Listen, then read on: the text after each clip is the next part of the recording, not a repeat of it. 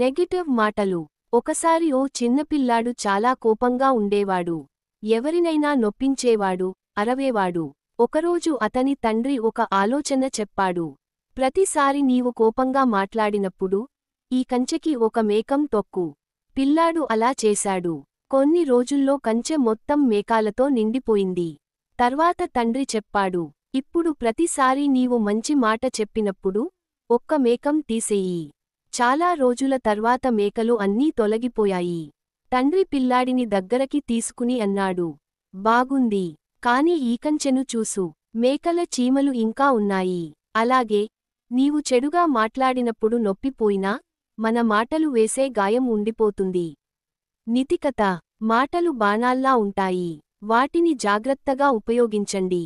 ఈ కథ మీకు నచ్చినట్లయితే లైక్ చేయండి, షేర్ చేయండి, ఇంకా సబ్స్క్రైబ్ చేయండి. మీకు ఇంకెవైనా ఇష్టమైన కథలు కావాలంటే కామెంట్స్లో తప్పకుండా చెప్పండి. నన్ను ఇలా సపోర్ట్ చేస్తూనే ఉండండి. ధన్యవాదాలు. మీ అభిమానం మా శక్తి.